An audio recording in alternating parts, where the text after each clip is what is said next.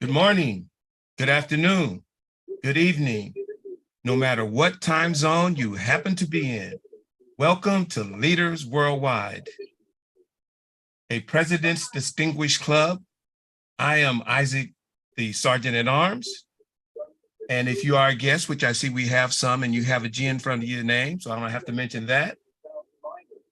Club mission, we provide a supportive and positive learning experience in which members are empowered to develop communication and leadership skills, resulting in greater self-confidence and personal growth. Core values, integrity, respect, service, and excellence. It is my pleasure to introduce our president, Tala bin Hamid. Tala. Thank you so much, Mr. Sergeant at Arms, and welcome one and all to this absolutely wonderful 122nd meeting of Leaders Worldwide. And once again, as per my tradition, think about that for a second. 122nd meeting. We have never skipped a meeting except for holidays, so that amounts right about 124 weeks. Just imagine doing this continuously for more than 2 years and still going strong. We are all blessed to be part of this community. And for our honored guests today, I'm very sure that we will continue to have your presence and continue to be enriched by all of you.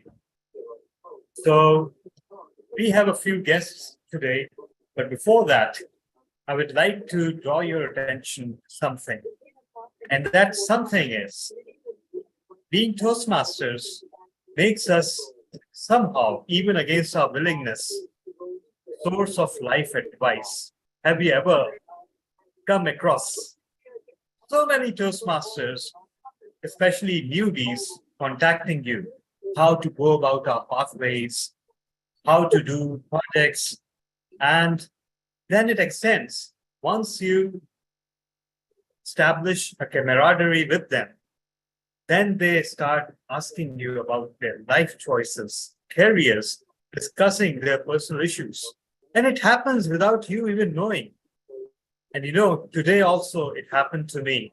A person called from another city and he discussed some of their personal problems with me. And he's a Toastmaster for about 45 minutes. And at the end of those 45 minutes, I don't know about that person. He claimed that he was absolutely delighted with our conversation. But guess what? I was scared out of my wits. Think of the responsibility that we have. If someone approaches us to discuss their careers, their issues, their life choices, we have a responsibility towards providing them good advice and perhaps towards their mental health as well. So feel it in your heart and feel this position of privilege that Toastmasters has put us in. But as Spider-Man is fond of saying, with great power comes great responsibility. And Toastmasters teaches us to be responsible. With that thought, with all of you, we have quite a few guests today. And we have, we have guest Rhonda Lynch-Watts. Would you like to introduce yourself? Thank you, President Hamid. Good day to all executive members and fellow Toastmasters. I am Rhonda Lynch-Watts, and fellow guests. I am Rhonda Lynch-Watts from Trinidad and Tobago. I believe this is my second meeting with you all in Trinidad and Tobago. We are still celebrating Easter, and we call today Easter Monday. It is about 2 p.m. in my time, so I actually have today off and was able to come to your meeting. I'm glad to be here and looking forward to it. Thank you very much. All right. Happy Easter to everyone. And we are also celebrating Easter Monday. I think we have about 1 hour to go before our Easter Monday ends. So yeah, absolutely delighted. and great that you chose to celebrate with us. We have guest Paul O'Mahony, if I'm pronouncing your name correctly. But sir, would you like to introduce yourself? Thank you. Thank you very much. Thank you very much, Mr. President. I'm Paul O'Mahony, and I'm talking to you from my office, my house in Cork, in Ireland, city of about 200,000 people. And I have been a member in Toastmasters since 2015. And I am a member of 5 clubs, and I spend an enormous amount of time, thank goodness, in Toastmasters, and I believe that it is prolonging my life expectancy, and it's a pleasure to be here with you all. Well, that's a beautiful way to put it.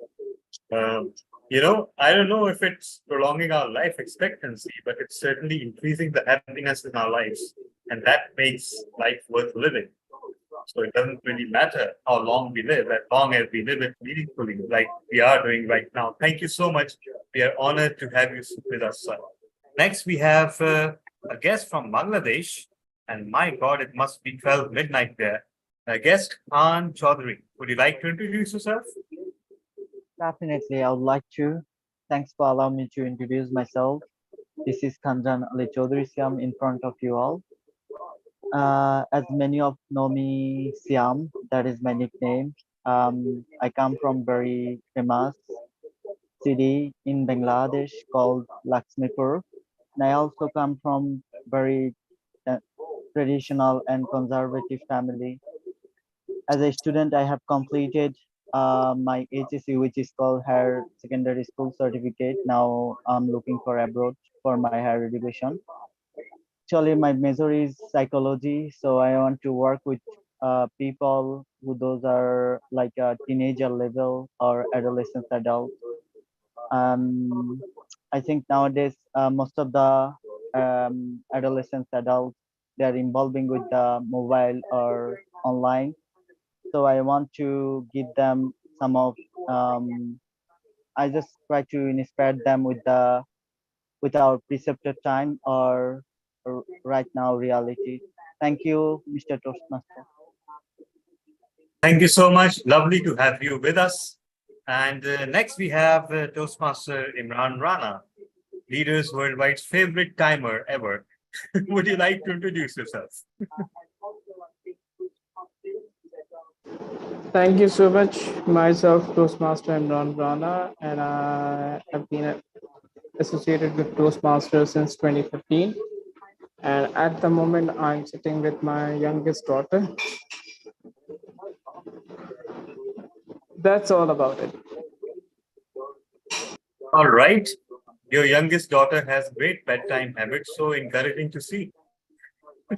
Thank you so much. So everyone, I believe, we have another guest. We have guest Martin Alberto Galaviz Lerma. I don't know if I butchered your name. Apologies. Please introduce yourself. Yeah, it's correct. In Mexico, we use 2 names and 2 last names. Sorry, because my registration appears with all my full names. My father has the same name. My brother has the same name. Well, he's Alonso and I am Alberto. I am from Mexico, as I told you. I am a member in Texas, District 25, and also in District 34. And I am an attorney at law and also an interpreter and translator. Thank you. Thank you so much. And if I recall correctly, you're also signed up to be a charter member of one of our clubs in District 122. We exchanged messages a bit earlier. So delighted to have you, sir. Great to have you in this meeting. So with that, I believe we have spoken to all our guests today. And what a wonderful tapestry of guests we have from all around the world. Like in so many continents, absolutely delighted. So with that, it's time to hand over the charge to Toastmaster of the day, someone who's a great advocate, a great activist. And she is as delightful a person as she is a great thinker. Everyone, please put your hands together for Toastmaster D. Marie Shai King. Over to you, madam. Oh my goodness. Let me tell you that with that introduction, I was wondering who he was talking about, okay? But it's great to be here today. I thank everyone for being here, our guests. We certainly welcome you. And today's theme is Child Abuse Awareness Month. And the word of the day will be announced by our grammarian. But it's Child Abuse Awareness Month, and I'll be giving you information throughout this session, just statistics and facts about child abuse. But I'd like to start by telling Paul that yes, research has shown that when you gather in a common group of people where there is a personal relationship, you do tend to live longer. So the relationships that we form with Toastmasters has the potential of increasing our longevity. The first speaker or evaluator for today is Carrie Lynn Kelly. But before we do that, I would like to have our timer introduce himself and tell us about the colors that he's going to be using. Our timer is Taze McLeod. Taze.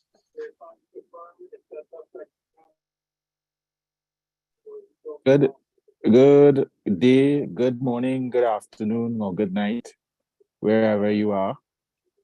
I am the timer for this meeting, and the green card will be shown when you reach the 5th minute when it comes to prepared speakers, the 6th minute when you reach 6 minutes, the yellow card will be shown, and when you reach the 7th minute, you will have up to 30 seconds to wrap up. Back to you, Toastmaster Remington. Thank you so much for that, Taze. And now we'd like to have a description from our grammarian, an R counter, as to what we can expect from her. And that person today is Sally Rias. Yes, thank you so much. Sally Rias, would you please describe your responsibilities? Thank you, Dee Marie, and welcome. Our special word of the day is mistreat. To treat a human being abusively by inflicting physical or mental pain. And this is why we're concerned with children being in healthy environments. And my job is to listen to your speeches and pick out important words of the day that we don't hear often. I may also pick out your and, if, so's, and ahs. Those are really important because they will clean up your speech and make your point more valuable. And I hope to count the word of the day, which is mistreat. And we will see you on the other side. Thank you. And I just wanted to say, make sure that you mute yourself when you're not speaking. We were having some feedback problems earlier. So make sure you mute yourself. Thank you. Back to you, Dee Marie. So I will start out using the word of the day by saying, Sally, I was not trying to mistreat you by not being able to pronounce your first name, okay? But thank you so much for that description and that explanation of your duties and also the word of the day. And now we will have the introduction of our first speaker, and that will be done by our first evaluator, Carrie Lynn Kelly. Carrie.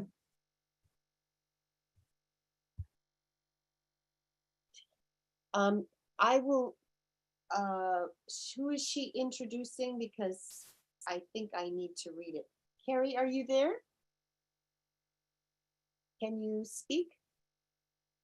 Our first speaker is Teresa Cherry.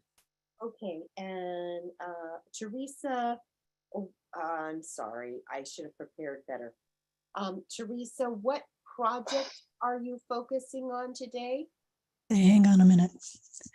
Okay, I am doing presentation mastery module and level 3 module. I think it's 8. Connect with your audience.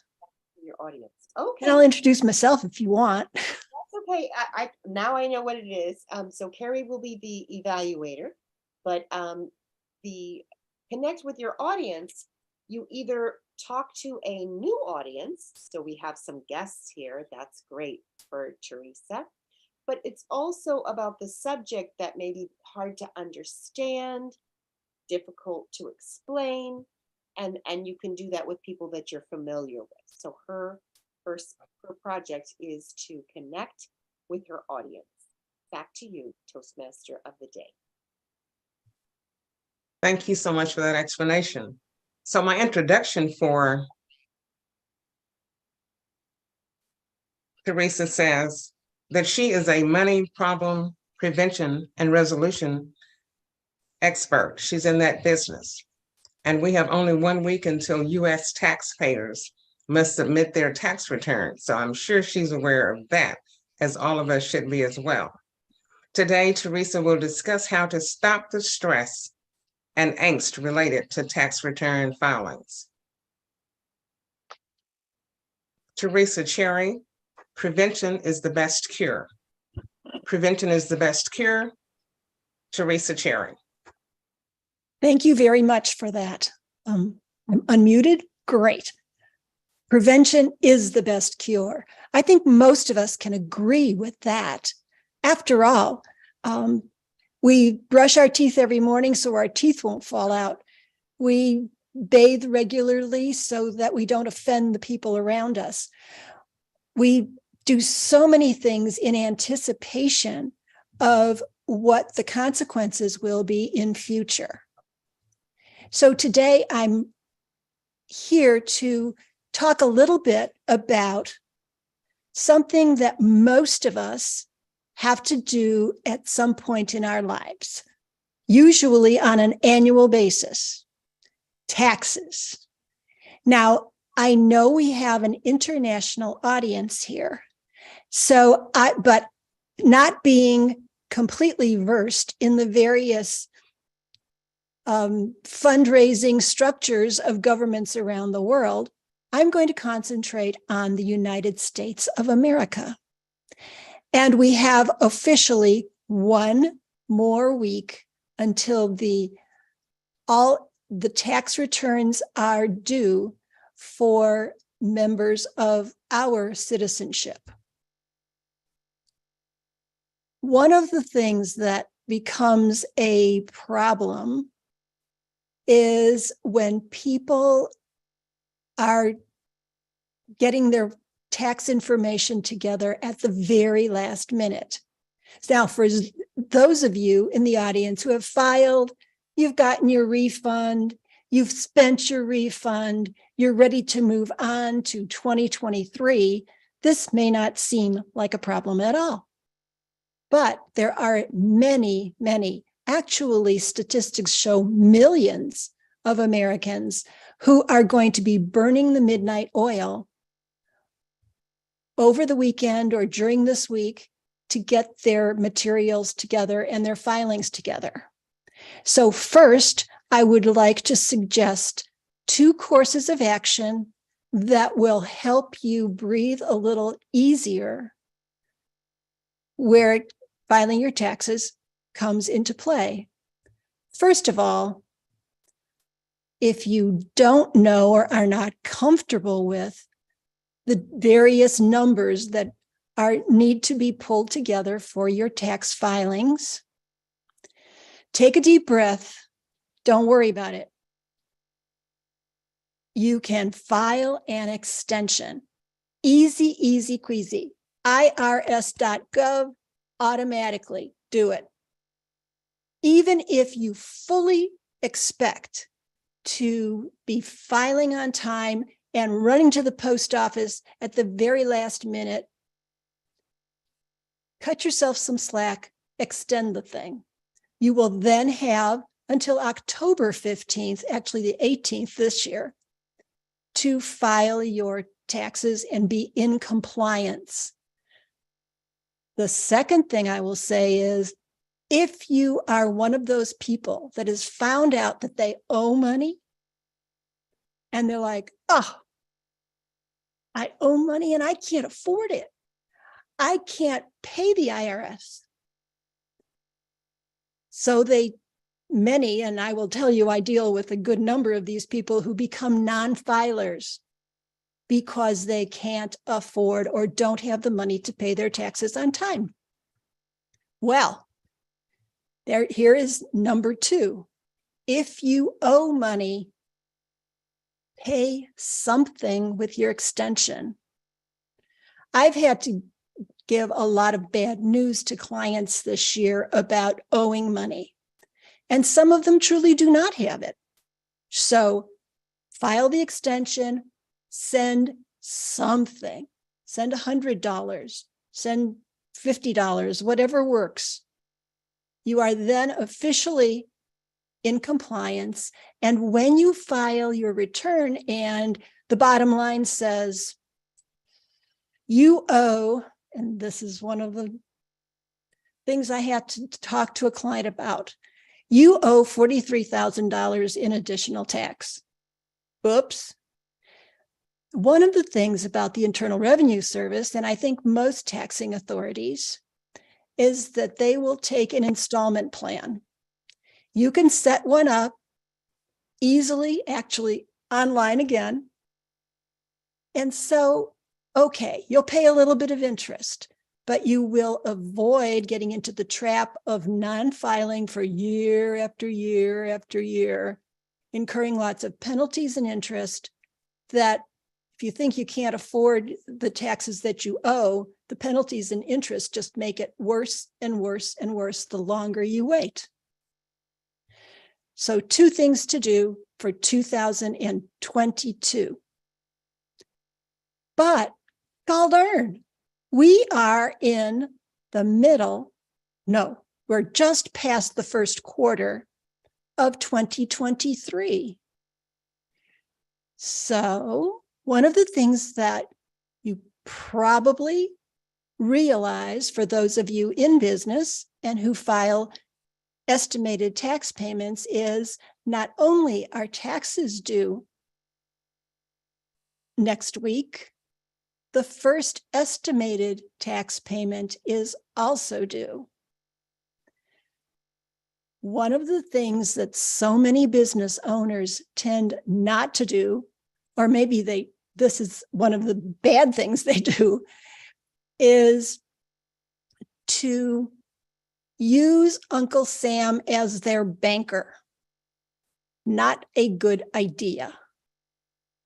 When you're doing your business plan or collecting revenue from your clients or customers, set aside that 20% so you can pay it in on a regular basis and keep in compliance with the service. The last thing I'll have to say, because I've got so many other things to share with you, but my time is short. Please, please do not ignore the taxing authorities. Just like you hate to be ignored when you're on the customer service line with some service provider, or when you walk into a store and you just see the clerks shooting the breeze and not paying any attention to the customers in the store. Taxing authorities hate to be ignored. And the more you ignore them, the more they will be inclined to treat you poorly. I think that I'm almost beyond my time, but really, really quickly, stay in compliance. And if you fall out of compliance, understand, at least in this country, in the United States, the IRS is a big company, but it's a huge bureaucracy. And there are protocols, there are processes for every situation and every problem. You just have to figure out where it is, because with the Internal Revenue Service, just like your cellular phone, there's an app for it. There's a form for every situation. Thank you very much.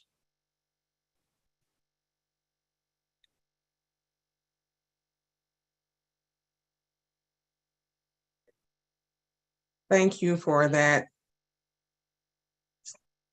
super informative speech. Mr. Timer, could you give us 1 minute on the clock, please? So that the evaluator can consider the speech that was just given and let us know when that minute is up. Thank you.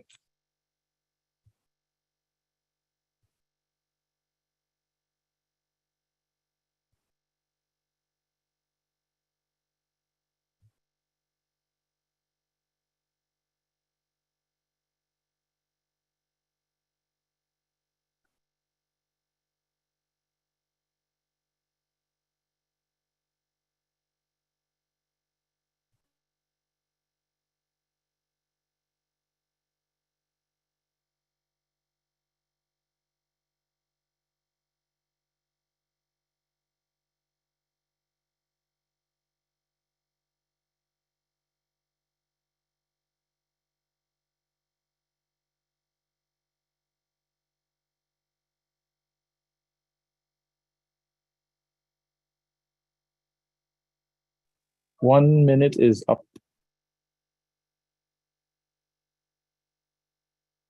Thank you, Mr. Timer, for that information.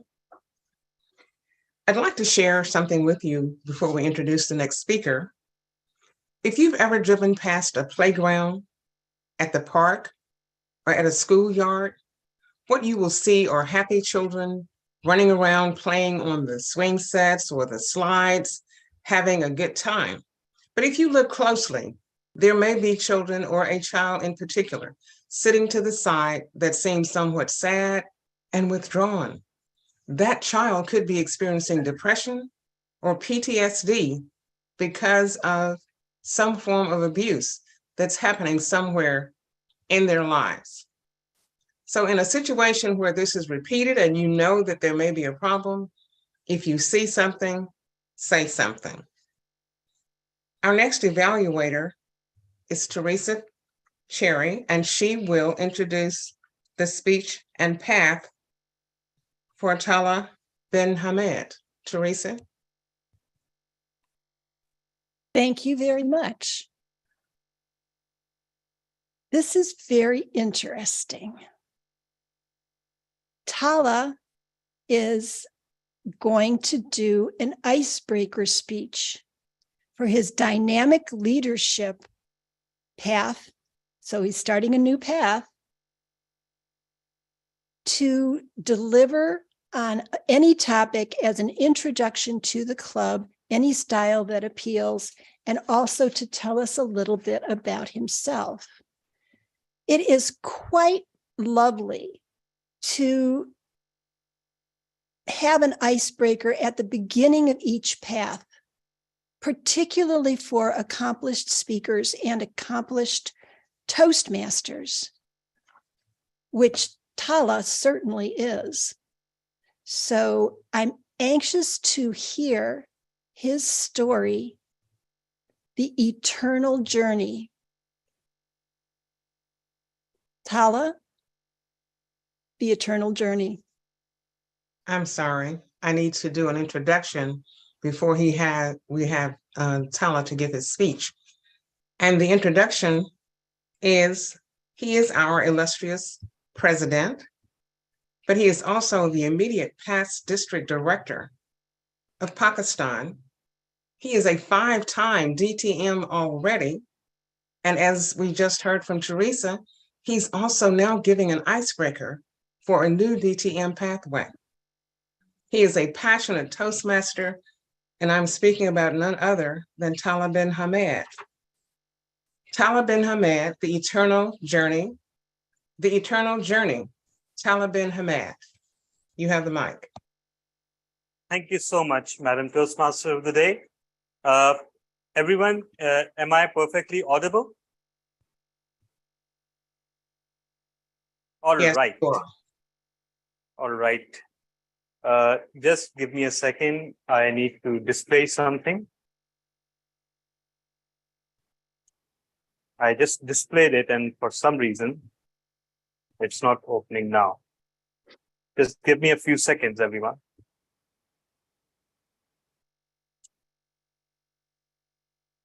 All right.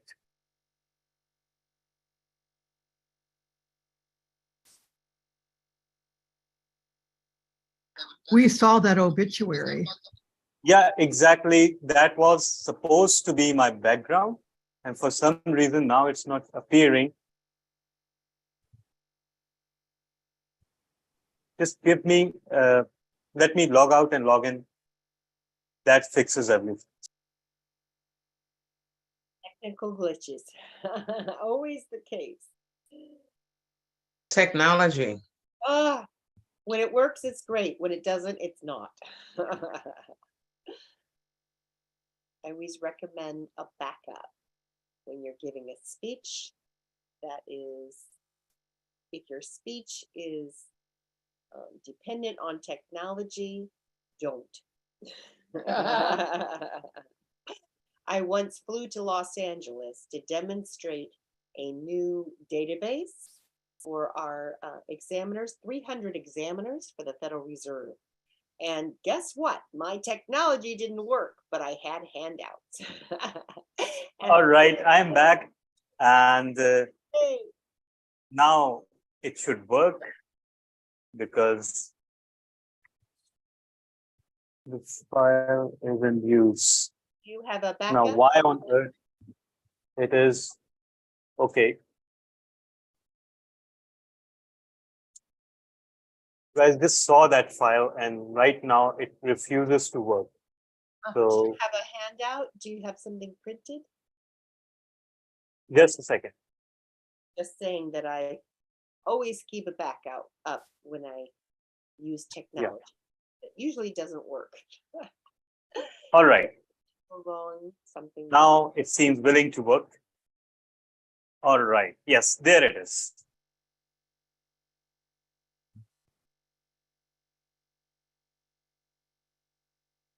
All right. Fellow Toastmasters and guests, this is supposed to be an icebreaker. But you know what happens between the time when a person dies and when they're buried?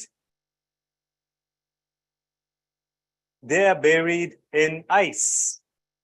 So imagine a scenario where I have just passed away and you just saw this obituary somewhere. Because what happens immediately after our death is enough to tell everyone everything about how we were as living beings. So let's find out who I was as a person. So this is how we bury people in Pakistan. Usually, this is the freshly dug grave. And I've just been buried, but my soul has lifted and I'm looking at it from a few feet above. Right now, I don't know where I am. I'm slowly figuring out that this is my body that's lying there, but my soul is free to take the eternal journey. And where will that journey take me? I hover outside our house, which currently, unfortunately, looks like this due to some ongoing construction. And I have a fleeting feeling that perhaps wherever I am going, it will be better than this. These are all my relatives who have caught the first flights to Karachi to come to my funeral. And everybody is feeling so pressed to feel sad and cry. Heaven knows how delighted they all are inside. This is my study, where I take most of my Toastmasters meeting. And this is a major battleground now, because my 4 kids are battling who takes the computer, who takes the laptop, and who takes control of the cameras. When I was alive, nobody dared touch any of the equipment, but now it's a free-for-all. Thank God for distractions, am I right? These are a few of my friends, and look how delighted they are, because somehow they feel that a great weight has lifted off their chests. I came to them with all my problems, sources of depression and tensions. And now they no longer have to anticipate seeing me and thinking, oh my God, here comes another tale of woe, another list of complaints. What will we do? And look how happy they are. This is my alma mater, Institute of Chartered Accountants of Pakistan, the institute that is responsible for me becoming equivalent to the US CPA. And they have a very organized system. You log into their website and you fill a form and they instantly float an obituary, whether it's the member themselves or any of their loved ones. Previously, it used to rely on a manual phone call, but now Institute of Chartered Accountants of Pakistan has come up with the times and they are fully updated. And an obituary is circulated via email quicker than some of my relatives know of my death. How efficient is that? These are my office colleagues, and they are in a fix because in my current job, I haven't spent more than 3 months. So even the management is not sure what to do with my sudden departure. I mean, how can they hire another person so quickly? The head of HR's primary concern is not how to go to the funeral, but what to write in the job advertisement and how to enlist as many resumes as possible and how to force people to join immediately. This is my home club, Karachi Toastmasters Club. And currently it is Ramadan, so the club is only meeting online. So there's a fiery debate everywhere, whether they should hold the commemorative meeting at all, and if they do, whether they should hold it online, in person, hybrid, and whether they should hold it during Ramadan or after Ramadan. These are my fellow district leaders, and an email obituary is enough for them because currently I'm just an immediate past district director, not thankfully one of the current district leader. So the universe is pretty all right. This is my old home where we spent the best part of our lives, where both my parents were healthy and we had all of our children. I hover above it for a few moments just to absorb the happiness, the years of delight that we had here.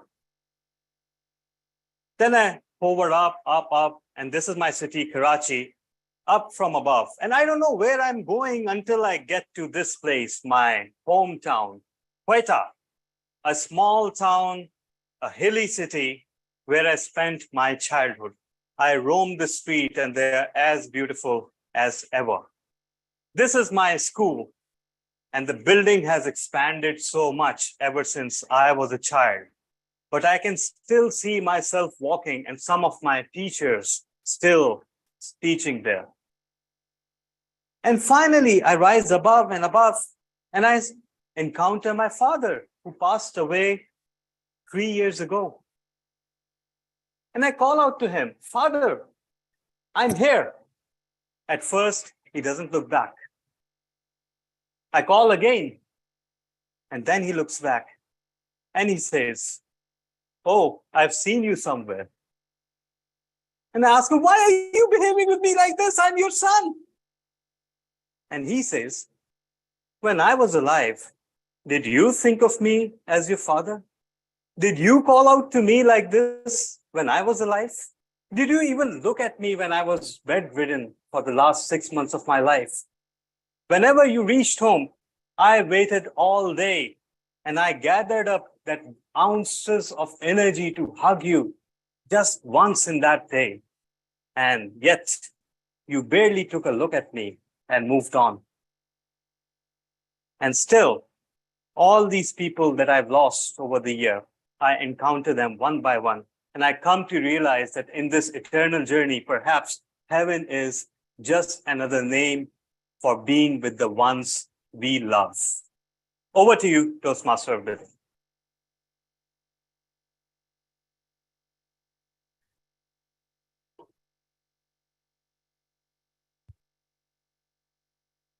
Thank you so much, Tala, for that very impactful presentation. Can we have a moment on the clock, Mr. Timer, and let us know when that moment is up, please?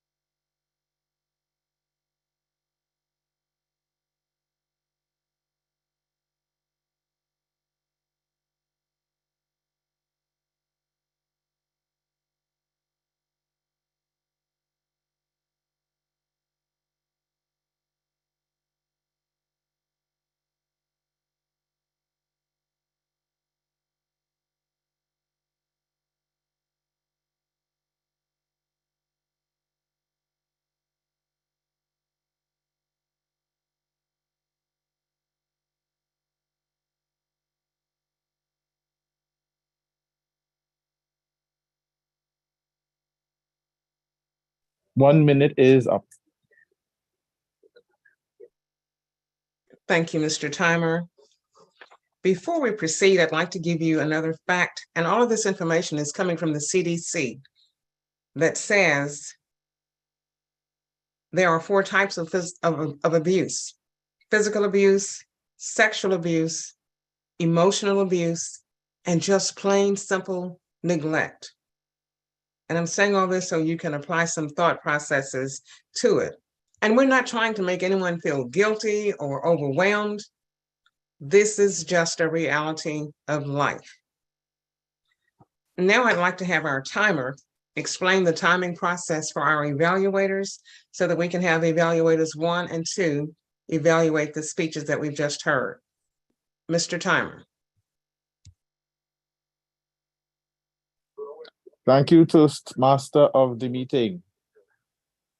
I am the timer, and I will explain how the cards will work when it comes to the evaluation segment of this meeting.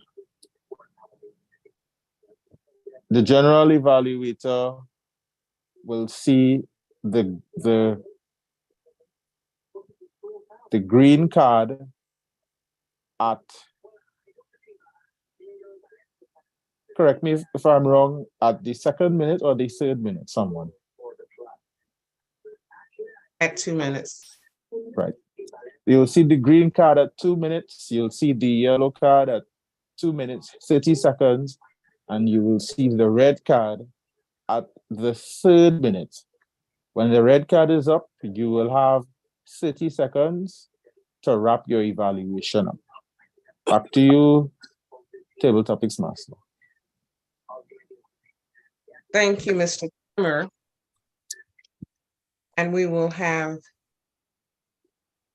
our first evaluator evaluate speech number 1. That person is Carrie Lynn Kelly. You have the mic, Carrie. Hi, thank you, Toastmaster. Thank you so much for the speech about the taxes and the IRS. That must be one of the hardest speeches to do when you want to connect with an audience, because the minute you say those 3 little letters, IRS, the butterflies and the start to flutter and the heart starts to palpitate. Nobody wants to hear about the IRS. You are so brave to do a speech about that one. I appreciated all the information, the special information about all the ways to connect with the IRS. And I liked how you gave us the example of how the IRS does not like to be ignored. Just like we don't want to be ignored, the IRS does not want to be ignored.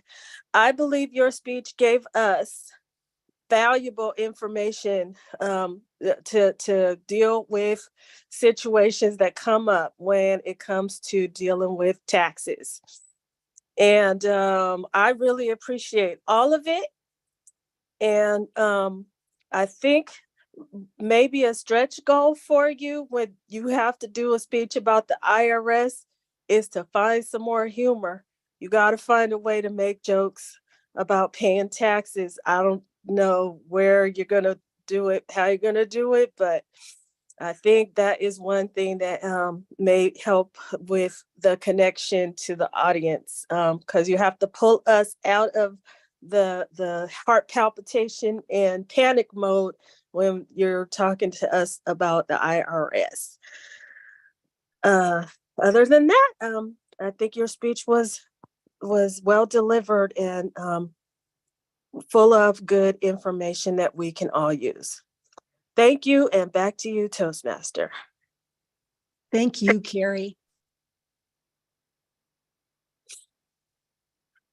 Thank you for that evaluation. And now we will have our second evaluator, who is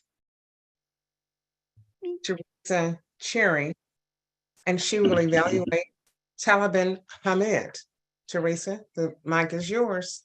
Wow, thank you so much. Well, thank you, Carrie. I know that you have some challenges, so I'm going to just say it rather than write it.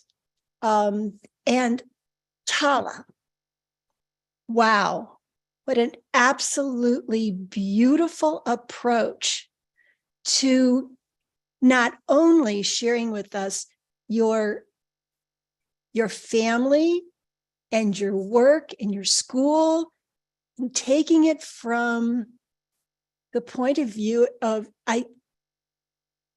fun. And this is the first time I've been able to say a fun obituary. Just lovely. And I also loved the way you used so many wonderful pictures of your colleagues and your family, and in particular, what the problem that so many people who have lost a loved one, or maybe it's an opportunity, they see, I'll just say, glomming onto the possessions of that person. I love the idea that, oh, everybody's looking, who's going to get the computer and who's going to get the lighting and who's going to get the, yeah, very, very insightful. Also, I really enjoyed your use of technology. I think you were using Prezi. Is that it? I'd love to know what you're using, and if you could put it in the chat. I think so many of us would benefit from having access to that tool. It gave you a chance to use gestures and also engage all of us in the process of your story. Thank you so much. You are, wow, a real pro. I think the only thing I can suggest that you could work on is making sure that your technology is up and running, because it would have been so, it would have made so devastating to your audience not to have all those wonderful photos shared. So maybe the backup would be a screen sharing as well as the engaging PowerPoint. But thank you so much. As I said, you are a real pro.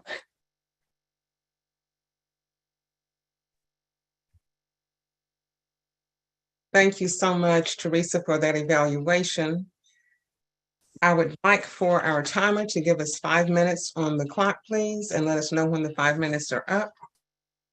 While he is doing that, I will make one other statement about child abuse. And I want to dispel a myth. So many people think that child abuse is about the poor person, the disadvantaged individual, the person that's living in the projects, or some of the homeless people on the street. I can say that there are reports of child abuse in those genres and those areas. But what we don't understand is there is child abuse and mistreatment of our children in all socioeconomic groups. It has nothing to do with finances, wealth, where you fall on the strata with that. It happens in all socioeconomic groups. If you see something, say something. And we'll wait for the 5-minute mark. Great. Enjoy your break. Awesome. And Tala put, I was using PowerPoint. Go to share screen, click advanced, then click PowerPoint as virtual background. Fabulous, fabulous. And then Lynn said, Rhonda, I think we all are caught in a tax trap one way or the other. Absolutely. Enjoy your break.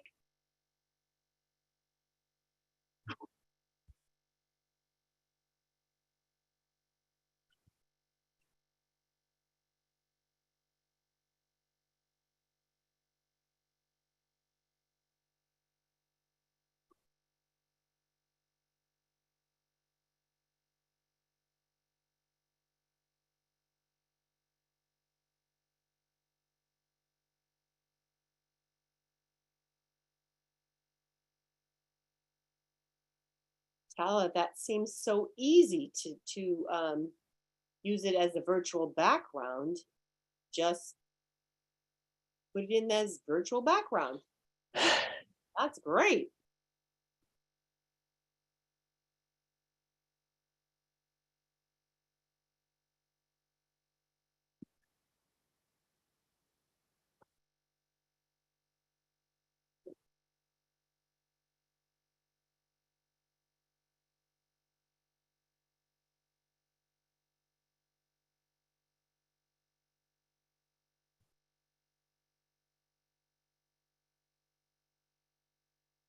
Lynn, are you available?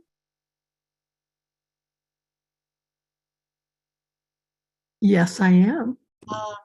For the table topics, if you could share the first one with a member who has not spoke.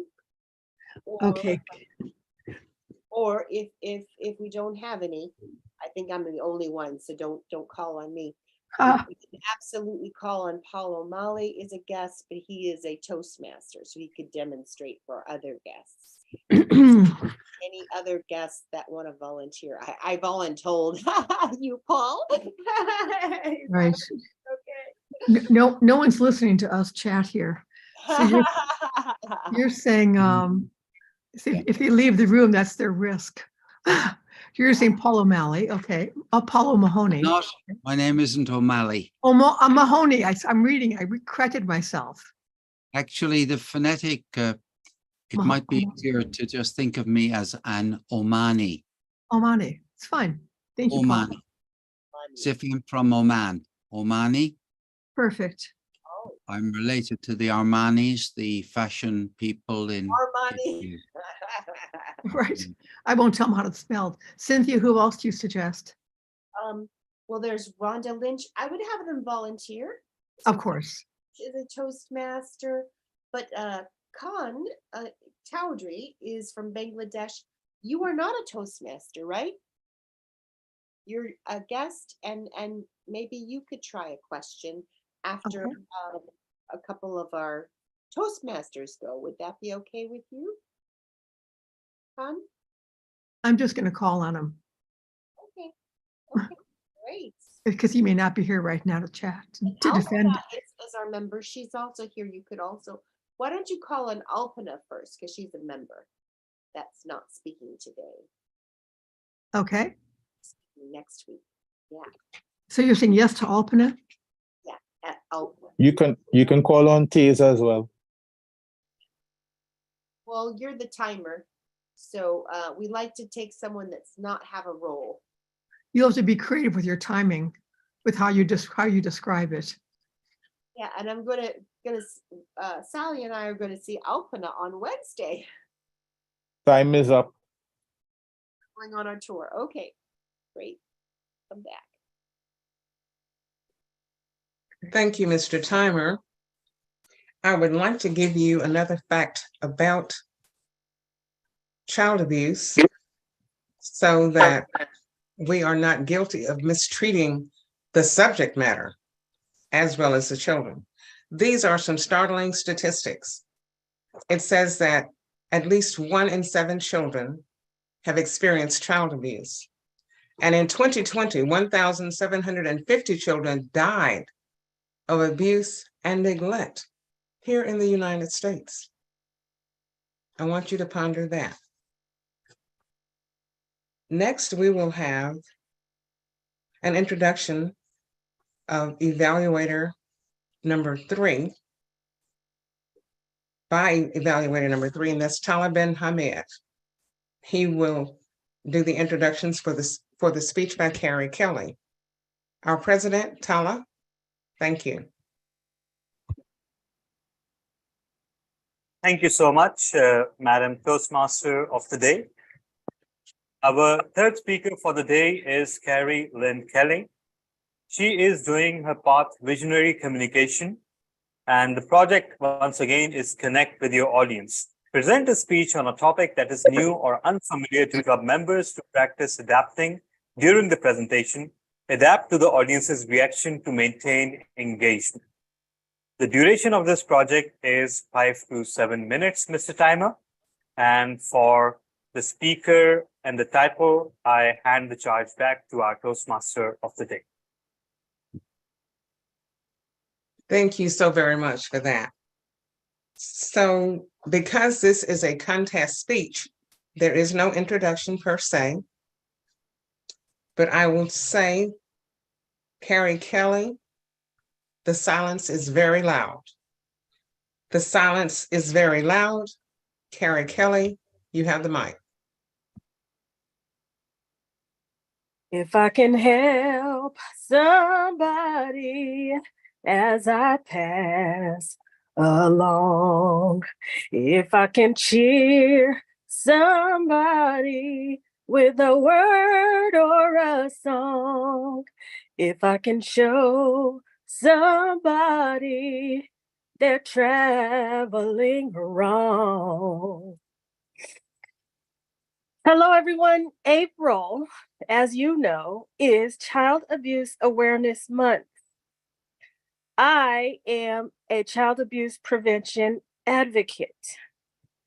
There is a quote by Martin Luther King that says, "The ultimate tragedy is not the oppression and cruelty of the bad people, but the silence over that by the good people."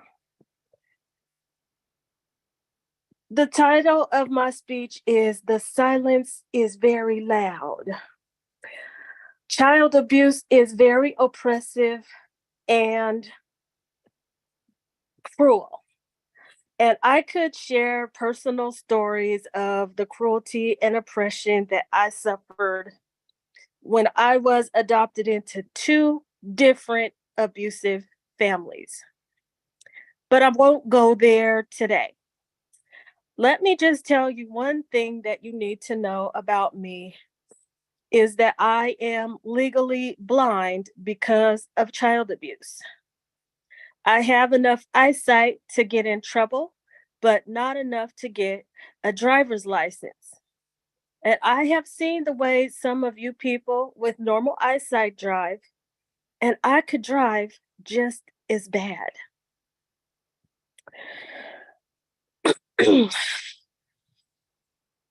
There are 2 people in my life that could have made a complete difference in my life if they had not remained silent when there was information available that if they had spoken up, my life would be different.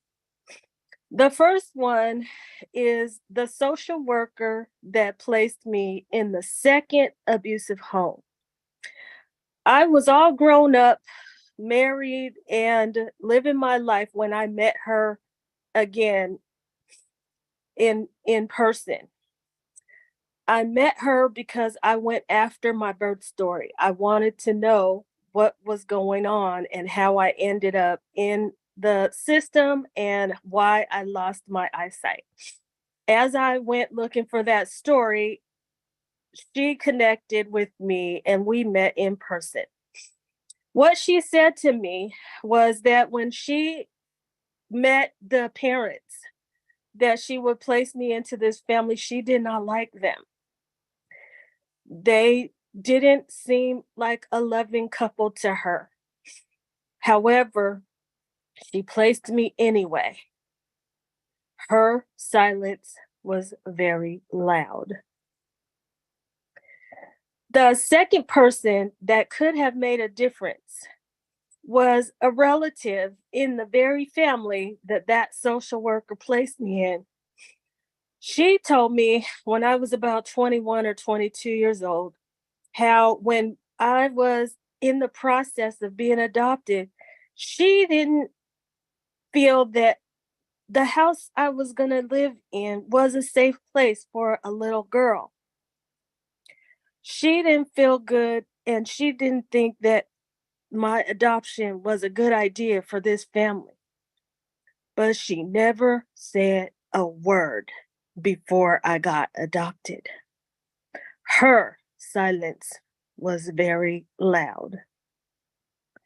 Now, these two people are good people at their core. I just think that they weren't sure what to say or what to do when they had these uneasy feelings and the knowledge that this was not a good fit. So I became a child abuse prevention advocate so that I could talk to social workers that work with the Department of Children and Family Services. Those social workers are the ones that are going to place the children that show up with reports of neglect and abuse. I share my personal story with these social workers so that when they are about to place a child in a family, if they have feelings that makes them uncomfortable, they pay attention. My story matters to them. I hear from those social workers when they tell me they will remember what I said when I told them, think about it, because they are the front line for placing those children in a family. The other thing is, I talk to audiences around the world about child abuse prevention. And I know that I am talking to good people when I am in front of an audience or on a camera right now, like I am. And I know I'm talking to good people. So, what I want to admonish you to do, if you know a child is in harm's way, don't be silent. If you think there is some problem where a child can be abused or neglected, don't be silent.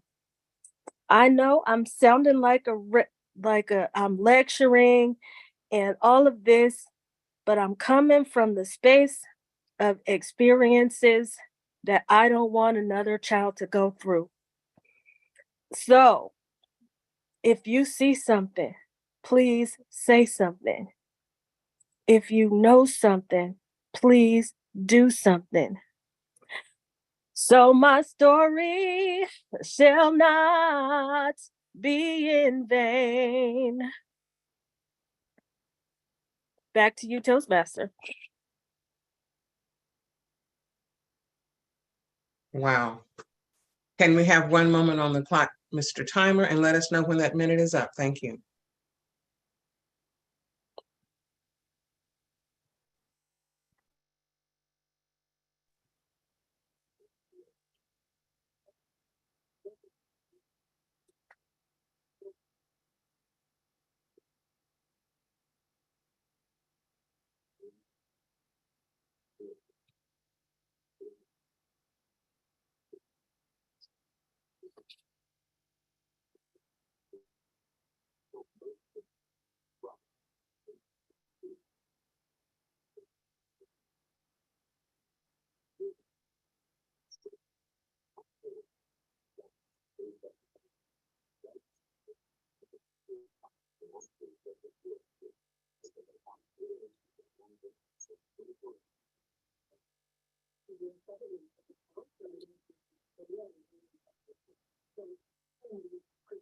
1 minute is up.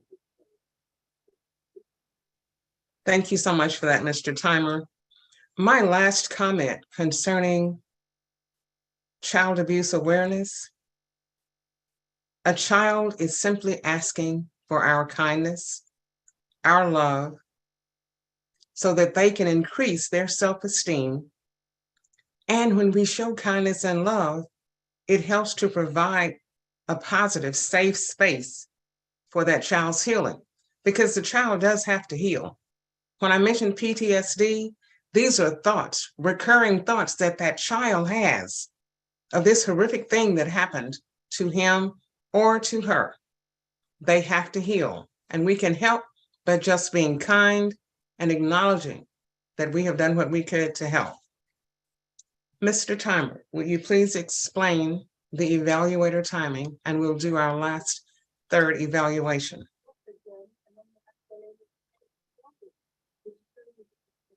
Yes, I can.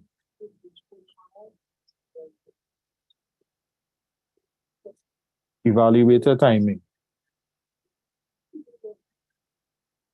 The green card will be displayed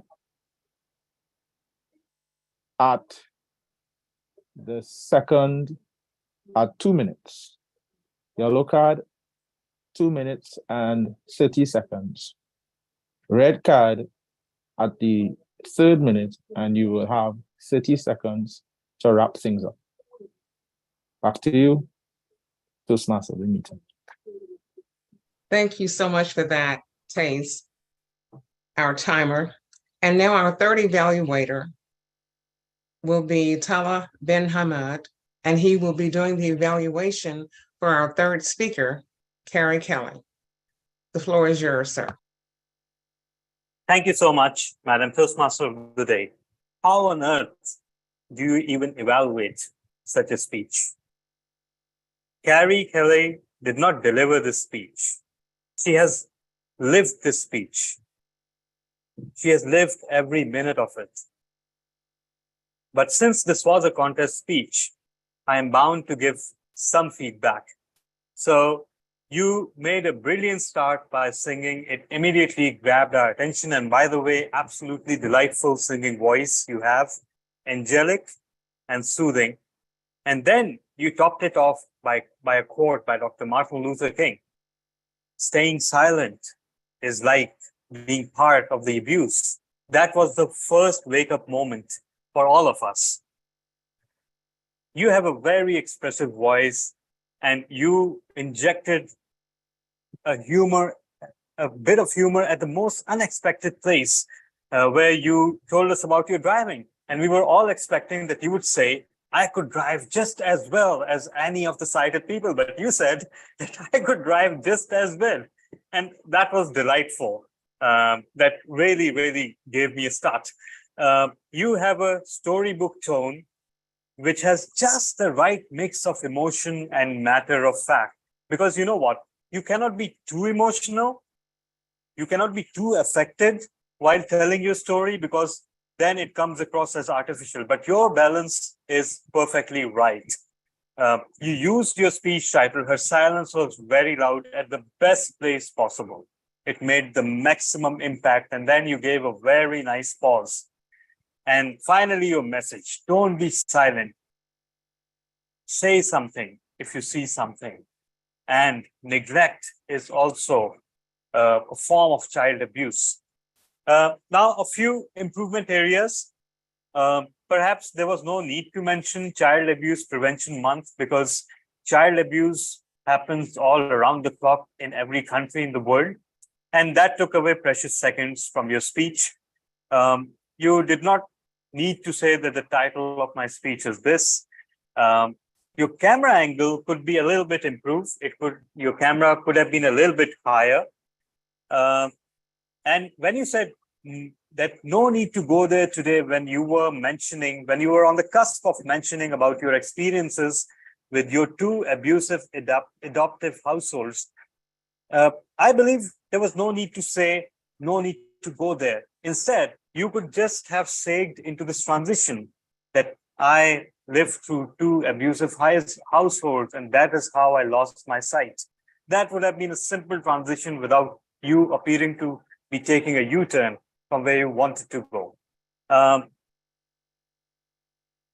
Your all expressive expressions were conveyed through your voice. I don't know, honestly, how will that fare in a contest? Although the speech is effective, without a doubt, it will change a lot of lives when people hear it. But perhaps you could have used a little bit of gestures along with your facial expressions. And do not apologize for lecturing. You must lecture because we must listen. Do not apologize for any component of your speech. And finally, to challenge yourself, just try to find some movement with your hands and make it a little bit more personal. When you say audiences around the world, it sounds too corporate, too planned. Maybe you could say, I talked to a lot of people around the world about child abuse. That would have been far more emotional and personal. So absolutely fantastic speech, super vocal expression, expressive voice, amazing content with the right amount of humor and surprises, a few better transitions, no need to mention the title of my speech. Today I'm going to talk about the Child Abuse Prevention Month, and using a little more gestures, that would have elevated your speech even further. But no doubt your speech will change lives every time you say it, because it changed mine. Over to you, Toastmaster. Thank you so much for that, President Tala Hamad, for that wonderful evaluation. Now I will have our timer to explain the timing for our table topics, and we'll introduce the table topics master of the day. Taze? Yes, I will. For the table topic section, the green card will go up when you make the 1 minute mark. So at 1 minute, you will see the green card. Then at 1 minute, 30 seconds, you will see the yellow card. And at 2 minutes, you will see the red card, where you will have 30 seconds to wrap things up. Back to you, Toastmaster Vinita. Thank you so much for that. So our table topics master for today is Lynn Fraley. She will pose her table topic questions. And as table topics is one of my favorites, I am anxiously awaiting her section of our meeting for today. Lynn, the mic is yours. Thank you so much, Madam Toastmaster. Well, Tala, thank you for reminding us that child abuse is a 24/7 global issue. And as a nurse, I'm going to take a couple of different tacks for this, perhaps. I'd like to call on my first speaker for this, Taza. And what I'd like to do is to ask you to address probably the most horrific form of child abuse, and that is child trafficking. It's shown up in Ukraine, it's shown up in many countries around the world, and many people have been speaking out about it. And thousands of children go missing, disappear into thin air every year, especially after disasters. So I'd like you to address one of the most horrific forms of child abuse that we experience. Tasa, and you can time yourself.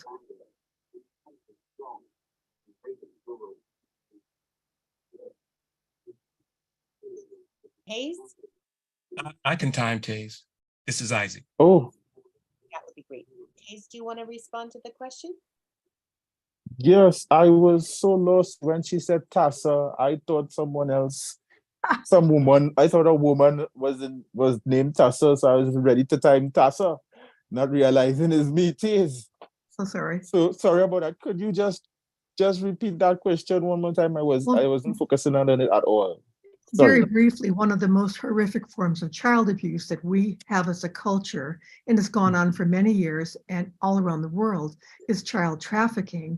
And more people are speaking up about it we know that children disappear into thin air, especially after disasters, border crossings. There are a lot of places where children get captured and snagged. So I'd like you to address child trafficking as a form of child abuse. Thank you, Table Topics Master, for that very interesting and depth question. Child abuse, child trafficking, human trafficking is a big issue. Because in my country, every time I open the newspapers or I hear the radio, somebody is missing. A body is found. Someone is speculating or insinuating that our people are being trafficked into South America as prostitutes or some type of like modern day human slavery. Correct. This abuse is everywhere, but it is not acceptable. It is wrong. Who wants to be forced to do anything they don't want to do? I know I don't. Even as a child, if my mother or my father demanded that I do chores a certain way and I didn't like it, I had a problem with that. So imagine losing your rights in this modern day. Imagine becoming a modern day slave, a modern day sex slave. That is totally unacceptable. So if we could make a difference, if we could see something suspicious, if we see the neighbor's home is not what it's supposed to be, are strange people going in, are strange people coming out, let's raise our flags and notify the police or those in authority to move into these situations. That is how we could fight against human trafficking / child abuse. Thank you, Table Topics Master. Thank you so much. I'd like to hear a guest volunteer. Some of them have now left and gone to bed, but we have still some guests left in the audience. So may I see a volunteer for the next person to speak to table topic? I see Martin's hand up. So Martin, I'm going to ask you a question. And the question has to do with compassion. We know that a lot of children are criticized publicly by their parents or by an adult and humiliated. And I think that, and it could be a form of child abuse. You don't know the extent of that. But I'd like you to express to us how one can send love to children of all situations, because we don't always know if there's abuse or what level of disrespect children might be experiencing. But can you explain to us how one would send love and compassion to a child? Wow, interesting question. Because of course, we must show compassion to kids, but we must take care of how we show that compassion or love. Madam Topics Masters, fellow Toastmasters, and guests. For example, one time I was in Rome with some people from the church, and even being sit in the car, they said, "Oh no, please don't be so close." Just with that, they were taking consideration that they could have something. It's not going to happen anything if we have values. But of course, that if there is an opportunity, other people could take advantage. But I will think about me. Just with me, that doesn't happen. But I know other people that take advantage, and that's why we have this month of child abuse. But in my case, fortunately, we have not had that kind of cases. But as you request about love and compassion, we must be compassionate about kids and not to mistreat him or them. Because if they are child, they are small, they are innocent, why we are going to take advantage of them? I think that we must not do that. And as one phrase say, for example, treat her like a queen and she will make you her king. I think that if we take people in good consideration, if we but with some measures because it will take another advantage, then we are going to have a wonderful life and without inviting other people. As one of our presidents said, the respect for other people is our peace. Let's live on peace, but without invading other rights of other people. And I encourage all of you, try to not to do bad things. Even my great-grandfather, more than 100 years ago, he had his wife here and the second wife next there. But if that it was the option of the second wife, they were up to them. But I encourage just to you not to do so. Back to you. Thank you so much. I'd like a volunteer for my next question for table topics. And is there a guest perhaps who might want to volunteer? Rhonda, thank you so much.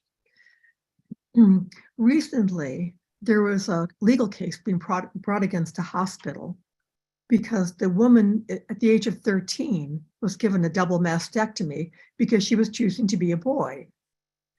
Several years later, she's now saying that was wrong because at the time the hospital knew that 80 to 90% of children in that situation would change their minds, but her mother wasn't told that.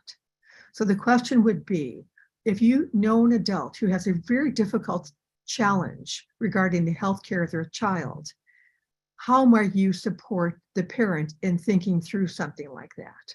So the question has to do with supporting the parent's values in this space of a lot of conflicting information. Thank you, Madam Topics Master. Good day, fellow Toastmasters and friends. The reality is that much of abuse of adults comes from lack of education. Persons who do not have education are more inclined to be put in a position where they may be abused. And from that point of view, as a supporter of any parent or any adult who is not in the knowledge of what is needed for an important decision that will affect the rest of that person's life, or even worse, affect the rest of a dependent's life, is important to support by one, being able to either be in a position to educate, or two, being in a position to direct where that person can have their education, or three, showing them the avenues in which they can get the resources for that education. There should always be a position where there's a multitude of counselors. In a multitude of counselors, there's much wisdom. And so it should never be left for a person to make an important decision and not have the avenues in which they get the pros and cons to what should be done in that situation. Ever so often, we make decisions on things as though they are the last resort, when time could be given to appreciate that, one, people change their minds, especially a child. Two, that we have the right to change our minds. It is our prerogative to be able to do so. And three, that people remember that things aren't always the same 5, 10 years down the line. To support that person, one, education is necessary. Two, the concept that what would you do 5 years, 10 years down the line? How would you feel at that stage with the decision you're making now? Are you confident that what decision you make now will be what you want later on? That would be how I would suggest anyone else support an adult in that situation. Thank you, Madam Topics Master. Thank you so much, Rhonda. Lovely. Do we have time for one more, Madam Toastmaster?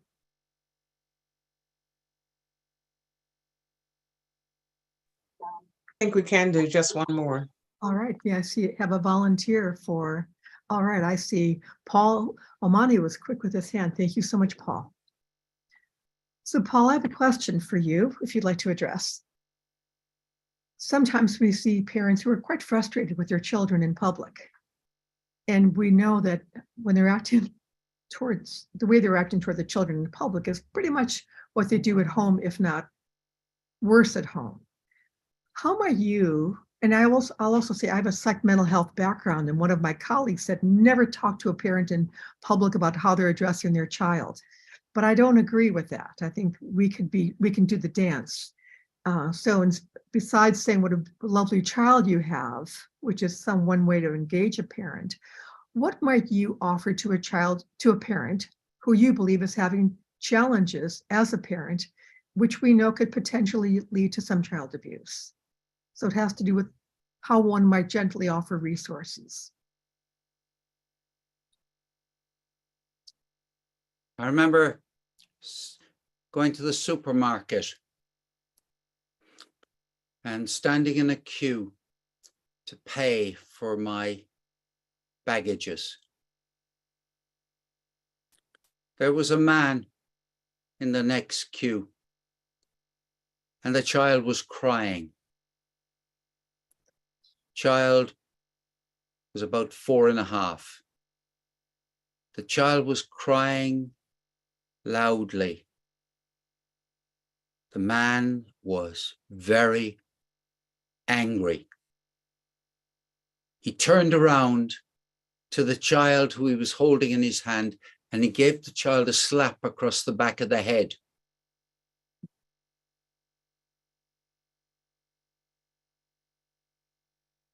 I dropped my baggages and I went over and I hit him straight in the face.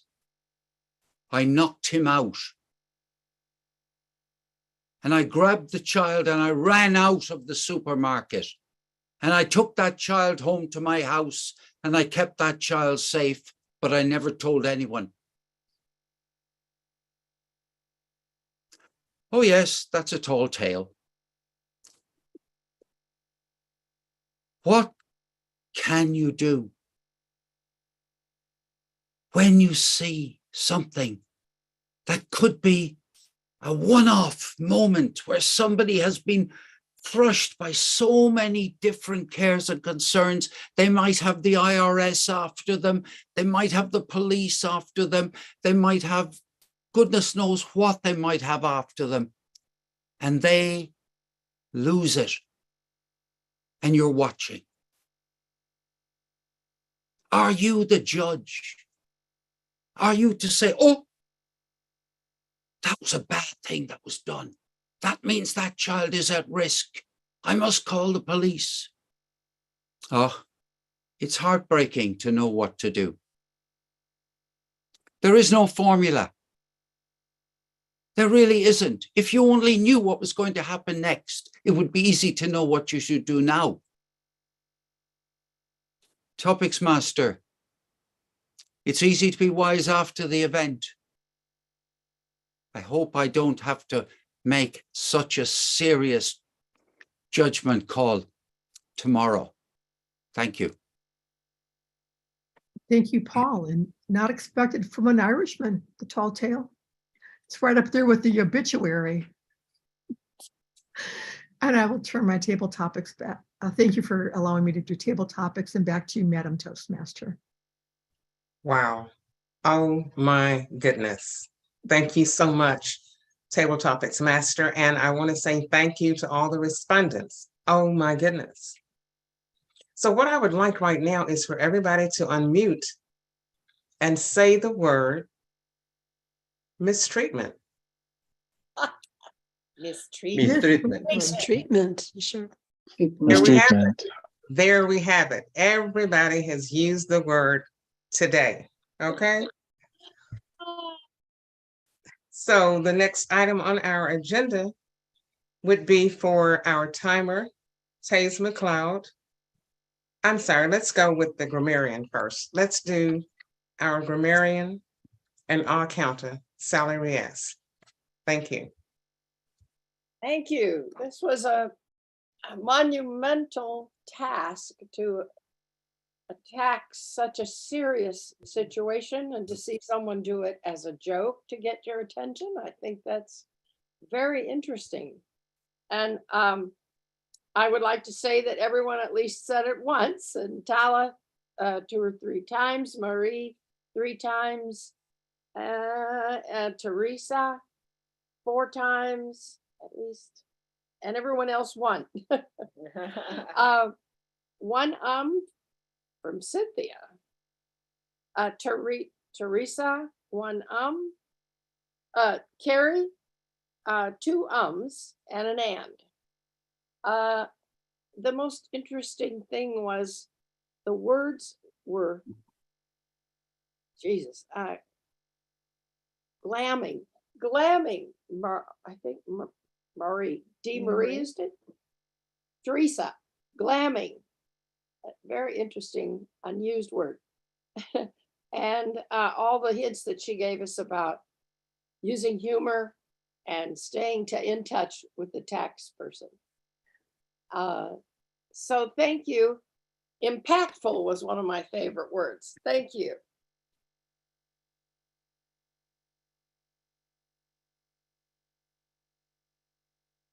Thank you so much, Sally. It's amazing how, as the art counselor and the grammarian, everybody's listening to say, what did I do? What did I do?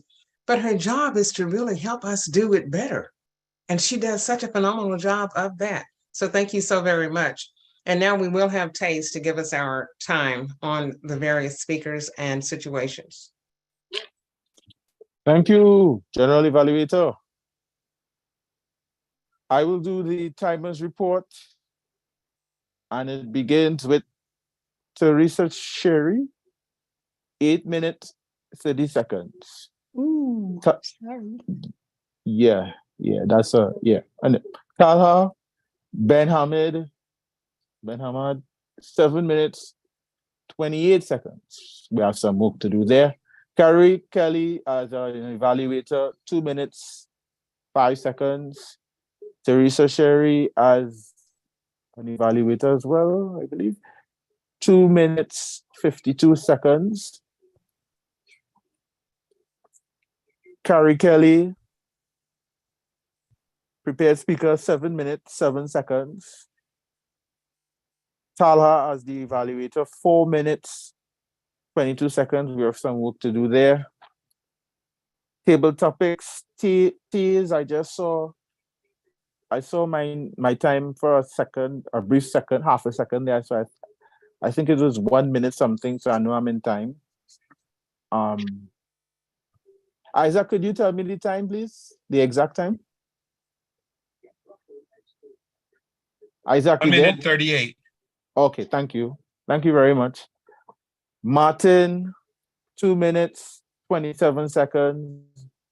Rhonda, 2 minutes, 30 seconds. And our guest from Ireland, Paul, 2 minutes, 38 seconds. And I want to say about Paul, when you knocked that parent out in that supermarket, you also knocked me out because I almost lost track of what I was doing.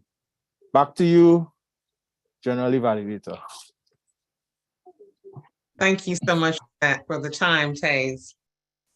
And now comes the part of the meeting where I am to give my evaluation of the meeting, because this is a hybrid meeting. Ordinarily, the general evaluator would do that, but I have had the role today of the Toastmaster of the day and the general evaluator. I am in awe. This meeting has been tremendous. It has gone from a place of wondering where are we headed to a place of making the whole situation, pulling it into focus. That smack on the man's face in the shopping mall or in that grocery store, I think that knocked us all back to a place of reality. This could actually happen. And as a psychiatric registered nurse, I started out watching the body language of everybody that was here today, because your body language gives away how you are involved in whatever is going on around you or not. We went from a place of apparently looking uneasy to settling in and dealing with the issues of the day. That is phenomenal. But let me start by saying we started on time, which was great. We were presented with 3 phenomenal speakers and 3 very impactful speeches. I never thought to look at that final journey in the way that our president showed us today. That was absolutely phenomenal. The IRS cometh. There's a commercial that says, Uncle Sam wants you. We know what that looked like, okay? Where he points a finger, which means he's coming for you. And then for Karen to always be able to share such personal, intimate details about her own life has to be hard. But we were able to accept that, understand it, and definitely give her kudos for being able to share that with us. Our table topics master did a phenomenal job. Her questions were compelling, but very appropriate for today's theme, which is Domestic Child Abuse Awareness Month. I'm sorry, Child Abuse Awareness Month. All of her table topics were very appropriate. And the questions that were asked received strong, just absolutely phenomenal responses. Everyone was on point. That was so amazing. But when I look at where we started and where we ended up, I think that today I can say we as Toastmasters actually get it. We understand child abuse and how we might be able to make a difference. And that in itself is phenomenal.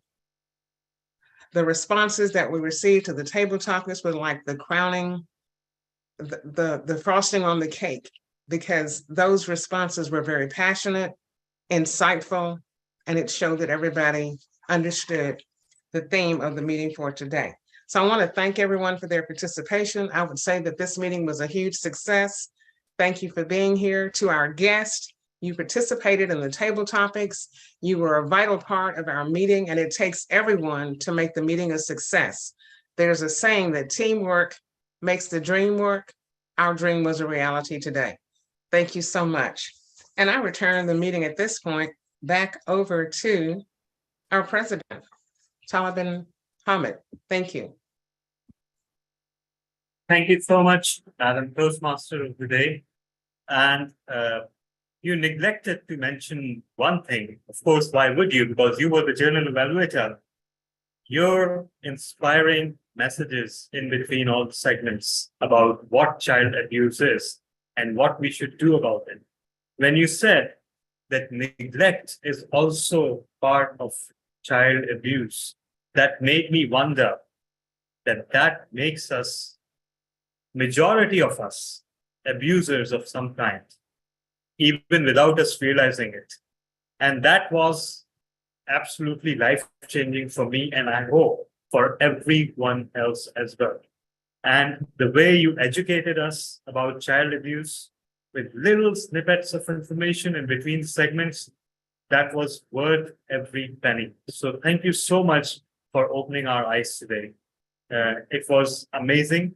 And as you yourself said, that you sensed a shift from where we were at the start of the meeting to where we went and then how we ended up.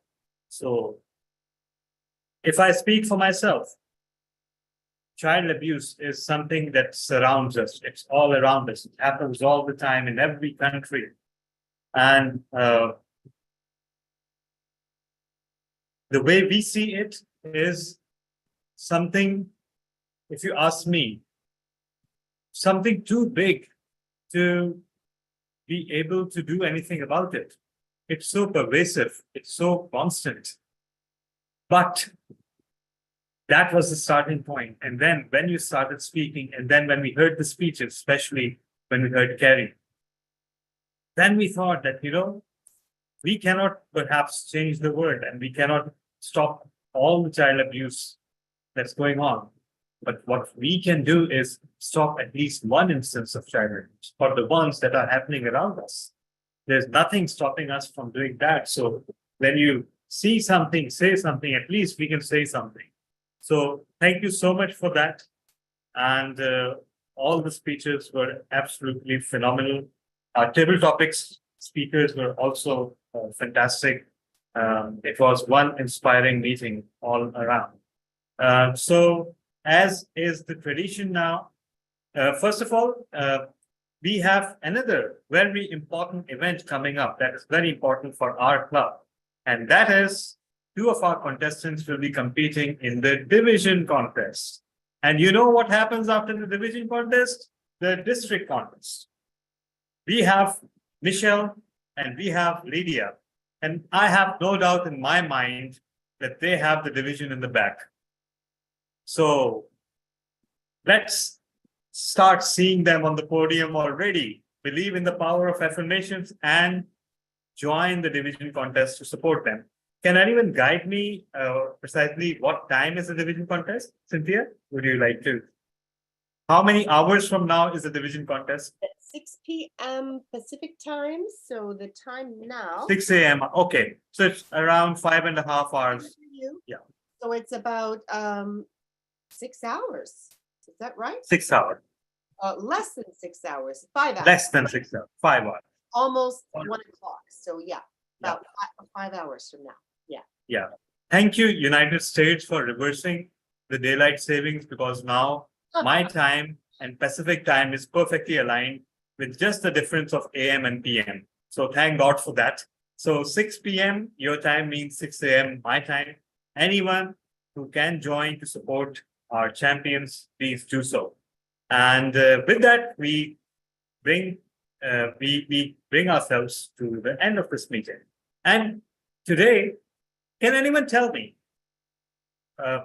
which picture won the Best Picture Oscar this year? I didn't look at them all. Oh, I'm not an I'm Oscar surprised. person. I'm surprised. I'm shocked. Oh, does no one? All right. It's a movie called Everything, Everywhere, All at Once. Oh. And yeah, and it has Michelle Yeoh and very diverse cast and directors. And it's all about the multiverse, like how our ordinary lives have infinite number of versions across many universes. But does anyone know how it starts? Well, that takes me back to Theresa's speech, because it starts when the IRS comes in to check on this immigrant lady and her business. And there she, and when she starts questioning, and you know, there have been some missing expenses and everything, and she's thinking about ways to reconcile her taxes and to, you know, she's fighting against this, the way she has neglected the IRS for past month. And in addition to that, the stigma of being an immigrant. So all that added up. And suddenly she finds herself in the multiverse, where in one of the universes, she's a queen. In one of the universes, she's a warrior.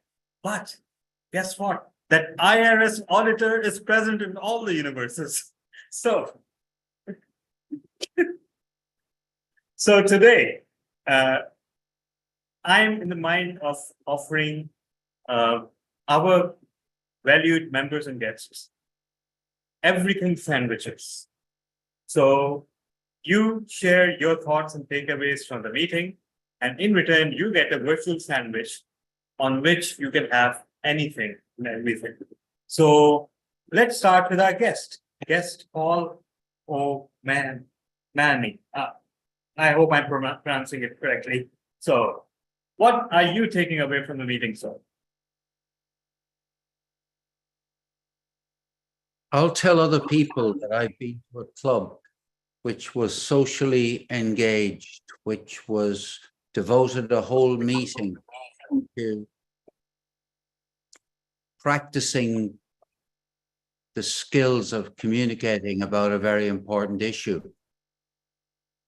And that there was a unified focus throughout the meeting from beginning to end, reinforced at every stage by contributions from a whole variety of people from different parts of the world. And that is different from most of the meetings that I go to, and I go to a lot of meetings around the world. But it's a standout feature that there was one theme, if you like, or one concern rather than a theme. There was one And that's what I'll say mattered. And I'll also remember the way in, particularly the way in which I'm not very good at seeing who the person was. The woman who spoke, who's a bit blind, and who spoke about being a consultant. I'm not sure what the exact word she used was, but the way she told her personal story, I closed my eyes during it because I was only interested in the content. I had no interest in the delivery.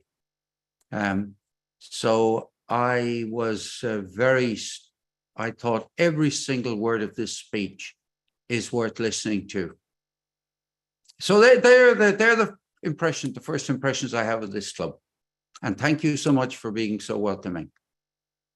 Oh, it was wonderful to have you. And we are honored to have these remarks from you.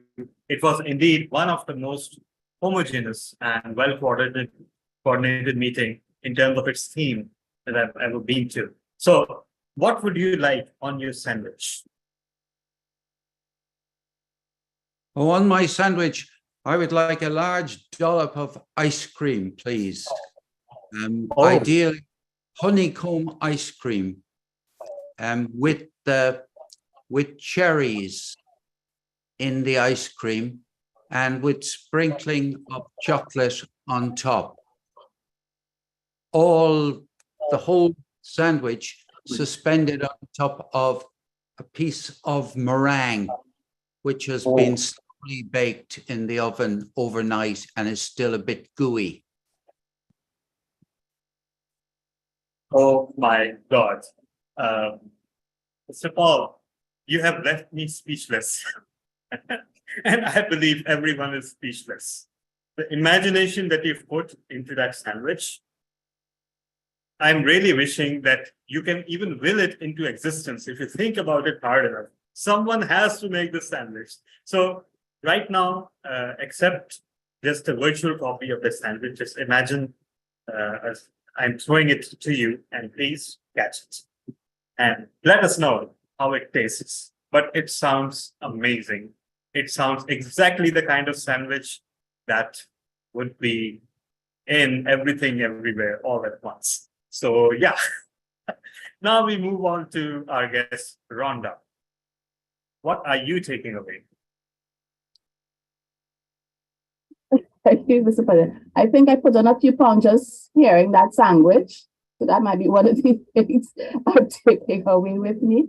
I appreciated, like Toastmaster Paul said, the way that we were able to really engage with the whole meeting with the theme. Some of the things that you talked about, reminding us that neglect is also a form of child abuse, and reminding us that we should say something if we do see something. I thank Toastmaster Teresa for her speech on the IRS. Although I don't have the IRS in my country, we have something very similar. And I think that I will take away from that I never considered before in terms of asking for an extension and that type of thing. I, like Carrie says, when I hear tax, I started to get a little nervous on the side there. So I do appreciate her particular evaluation of that speech. In Trinidad and Tobago, we are about to charter a club similar to yours in terms of an advanced club. And so when I come to your meeting now, it is with a thought, because I would more than likely be the interim president of that club. So I come to this meeting with a thought of how do we apply best practices to our club. And for me, Leaders Worldwide is a best practice club. So thank you all for the opportunity to be here again. Thank you. I will take, because after that overload of sandwich, I would do a peanut butter and jelly. I would do it simple. I'm not over the top. Yeah, that's easy to manage. That's easy to manage. Thank you for being easy on us. So here is your PB&J, and please catch it. All right. Next, who else do we have? Okay, what about our timer? Hayes, What are you taking away today? Child abuse awareness month. We had a great range of diversity with our speakers today or tonight or wherever you are. I like the melting pot of speakers we have in this club. We had a speech from the state on taxes. We had from Pakistan about death, which was really an icebreaker, but it was also about death. I liked how Carrie's speech Carrie has evolved her speech. Great signs, excellent meeting. And I could tell everyone is serious, everyone is practicing. And our guest, Paul Mahoney, I would love to hear you do a prepared speech one of these days. I would love to hear your creativity and maybe some more of you knocking out people. So that is what I'll be taking away from today's meeting. Thank you. Thank you so much. So, what kind of sandwich would you like? I'll take a elephant meat sandwich. Oh yeah, right. I remember. I remember. Yeah, this is one you took last time too. No. Last time I took bacon shack. Oh yeah. But somebody took elephant meat as well. All right. So that's easy to manage. We have many elephants in stock. So yeah, there you have it. All right. Someone who has been okay. What about our guest, Martin Alberto Galavis Lerman? What are you taking away, sir? It's an interesting meeting with the team, even the table topics related with the team. I think that it was great. And I have learned a little and also to reduce what I am speaking. That's why I'm going to finish here. Thank you. All right. So yeah, what kind of a sandwich would you like, sir? Because it's lunchtime right now, then I love desserts, but then I would like one of meat. It will be ostrich meat with kale as vegetable. And of course, all the vegetables that they must have here, and with plenty of avocado, please. Oh, wow. So you are covering all the food groups in one sandwich. How healthy that is. Amen to that. So there you have it. All right. Thank you. Who else? Someone who has been awfully quiet during the meeting, our Sergeant at Arms, Isaac Ford. What are you taking away? Well, I am taking away the excellent speeches that I've heard today. Tala, that was one of the best presentations I've seen, someone giving an icebreaker. The way you made a obituary and the theme of living life and looking back at how you lived your life. I thought that was excellent the way you did that. And Carrie, I love the fact that you made it conversational with your speech. You just talked about your experiences and that came across very sincere. I thought that was excellent. And I thought also, I love the how DeMarie added different things throughout the meeting about child abuse. Because I rarely get a chance to listen to the actual speeches. So this was a treat for me to really listen to the speeches that everybody gave and the input that everybody had on the meeting. So overall, it was a great meeting. And as you may or may not know, I have become vegan. I don't know how long it's going to last, but that's what I did. So could you give me a vegan sandwich that tastes like a porterhouse steak with lots of mushrooms on it?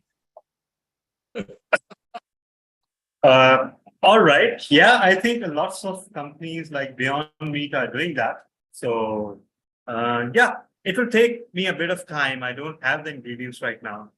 If you can just wait a bit, then I'll have it delivered to your house. All right. So Sounds good. So that's the best of both worlds, by the way. A vegan sandwich that tastes like a porterhouse steak. I mean, what more could you want? But you know, there's another porterhouse steak that you could have. If I don't know, I'm thinking about movies today. If you watch The Matrix, and that guy who rebels, he's fed a steak, and he's fed a steak by the robotic overlords, and it's a virtual steak, but for all intents and purposes, it's a perfectly real steak. So that is also one of the ways you can have a steak without really having a steak, and that will tickle all your senses. So, all right. So how about taking comments from Cynthia?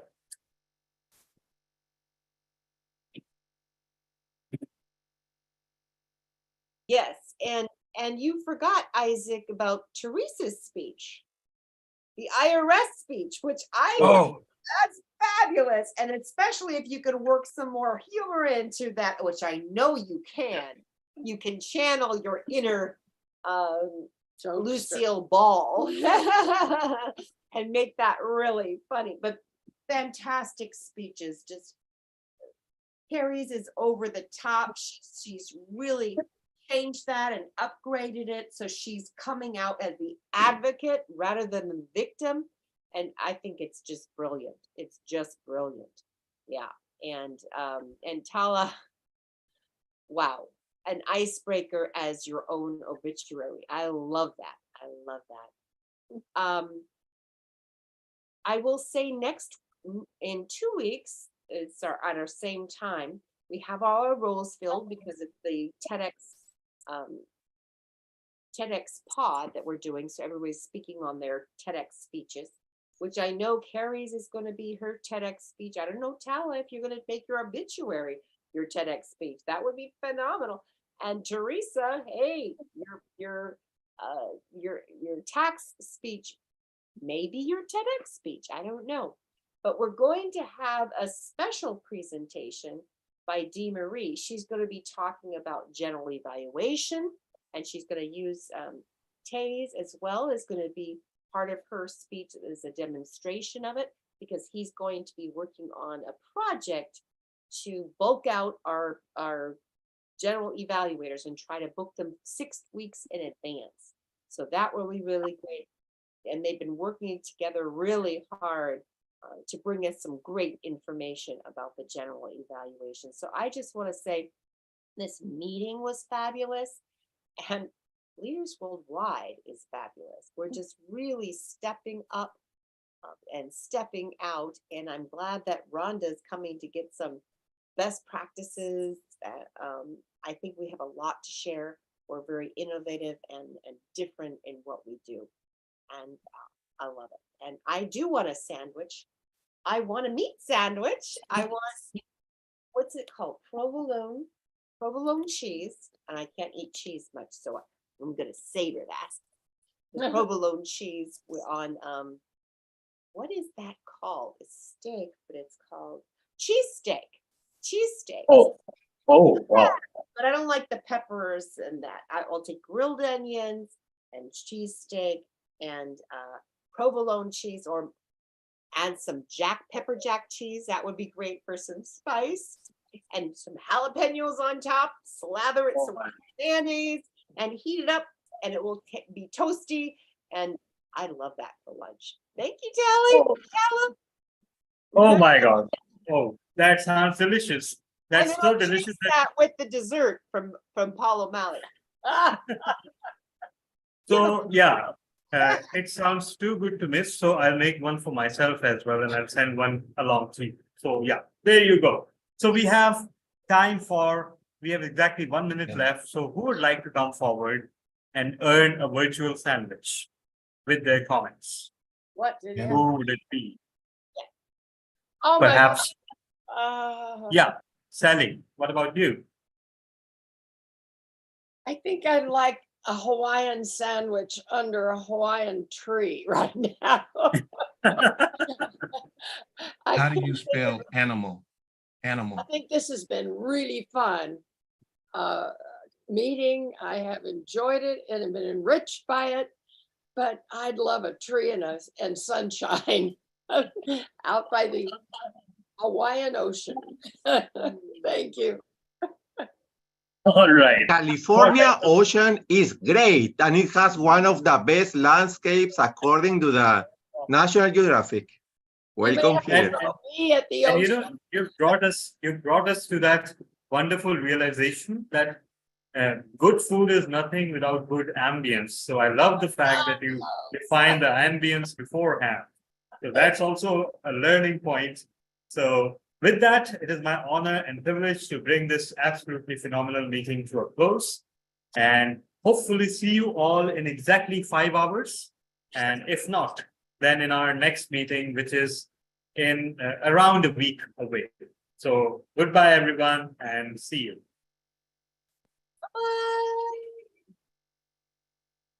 Thank you all